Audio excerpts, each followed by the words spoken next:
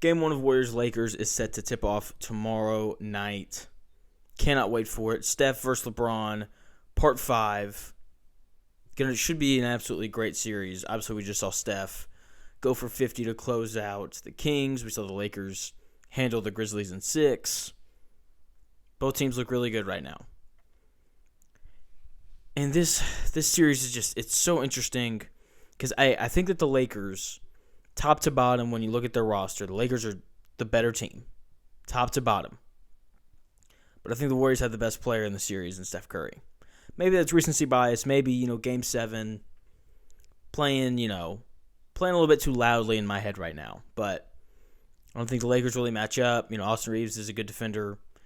But, outside of that, I guess they could put Jared Vanderbilt on him for some stretches. But I don't think they really have anybody to match up with Steph. Then again, the Warriors don't really have anybody to match up with AD, right? So there's some give and take there. But ultimately, I think the Warriors have the best player in the series. 35-year-old Steph.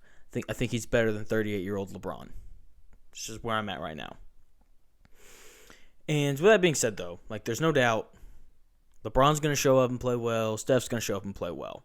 It's going to come down to the other guys, as it often does, right? Especially when you're, playing in a series like this with two of the greatest players to ever pick up a basketball. Okay, they're both going to show up. But what do all the other guys do? Does Klay Thompson shoot the way he did in Game 7? Probably not, but he could. And if he does, Golden State's not going to win the series.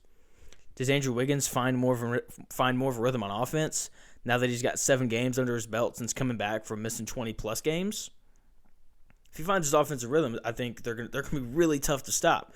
Does Moses Moody or DiVincenzo get going offensively? Do they continue to defend well, especially Moses Moody? I hope he continues to get minutes. I thought he was really good in that Kings series. Does Jordan Poole get it going? Does he get hot? Yeah, I don't know how the Lakers are going to match up with the Warriors whenever Poole and Curry are on the floor at the same time, because that's going to happen for some stretches, right? And then when it comes to the Lakers, does Rui Hachimura continue to play well? Does Austin Reeves continue to play well? Is Anthony Davis as aggressive as he needs to be? Does D'Lo kind of figure it out offensively? Like what does he look like over the course of the series? These are all the things that matter. Because as I said, we know that LeBron and Steph Curry are going to show up. But here's the thing. The other guys showing up is more important for the Lakers than it is for the Warriors. I think part of that, let's start with the superstars, right? When we look at LeBron, 38 years old. He's older. I think we saw this in the Memphis series where he kind of picked his spots a little bit more. He wasn't just foot on the gas for the full 40 minutes that he was on the floor.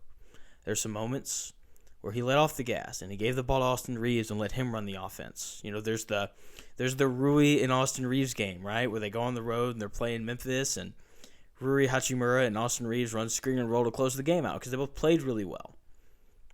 Look, 5 years ago, that doesn't happen. It doesn't matter how good the role players are playing. LeBron's taking the ball. He's going to run screen and roll. He's going to take somebody one-on-one. He's going to post up, and he's going to be the guy to bring it home. But as he's gotten older, he started to pick his spots more, okay? Much more of a facilitator, right? He's not going for 30, 35 in every single playoff game. He's going for, 20, 10, and 8. He had the 20 and 20 game, right? He's taken more of a back seat. Now, don't get me wrong. He's still the driver. He's still the most important player on that team. But he's been much more willing to let the role players do more. And because of that, if that continues, I'm not too sure that it will. I think LeBron's going to assert himself a little bit more in this series than he did in the Memphis series. But if he doesn't, if he is kind of more, I don't want to use the word passive, if he continues to be selective as to when he becomes uber involved, then that's going to matter. Then Austin Reeves and Rui Hachimura are going to have to continue to play well. Anthony Davis is going to have to be aggressive. D'Lo is going to have to hit some shots. The role players for the Lakers are more important just because of the way that LeBron played in the series against Memphis, and if that continues. I also think that they're more important because when we look at Steph and the Warriors, look, we just saw Steph take over for the 38 minutes that he played. Single-handedly beat the Kings. Scored or assisted on 66 of their 120 points. was incredible. Scored 50, right? Like I don't have to go into all of it. If you want to hear me go into all of it, you can go look at the video that I posted last night, okay? And so like we've seen Steph take over games for long periods of time. He did it in what felt like every single win that the Warriors had in that series. So we've seen him do it. More so in this playoff run than we have LeBron so far. On top of that, I think it also comes down to play style. The Warriors want to get the ball inside. The Lakers want to get the ball inside. Layups, dunks, occasionally kick out for open threes. Whereas, the Warriors, like they're still the Warriors. They're going to shoot a whole bunch of threes, and they're going to make a lot of them. Okay?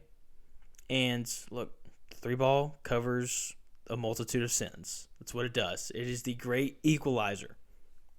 Okay? Because if you have one guy who shoots the ball extremely well from three and Steph plays well, whether that's Klay Thompson or DiVincenzo or Jordan Poole or Draymond Green going for 21 in one of the games in the Kings series, because of the way that they play and how many threes they take and how many threes they make, it is less important for the collective role guys as a unit to play well.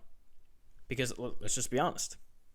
If the Warriors have 4 games where they make 23s and all 4 of them, good luck beating that, LA. Seriously. It's going to be a long, tough series. I'm excited for it. LeBron and Steph for potentially the last time. Maybe not the last time that we ever see them play against each other in the playoffs, but the last time where they're both at like the peak of their powers, and they're not even at the peak. But they're both still the most important players on their teams. So I am very intrigued by this series. I'm gonna take Golden State to win in 7. I think it's gonna be long, drawn out, hard fought series. Can't wait. It's gonna be a really good one. Game 1 tomorrow night. Make sure you like, subscribe, comment. Let me know who you think is going to win the series. And make sure you subscribe, follow along. I'm sure I'll be doing videos after most of, if not all of the games, breaking down the series as it runs through. Hope you enjoyed the video. I'll talk to y'all again tomorrow.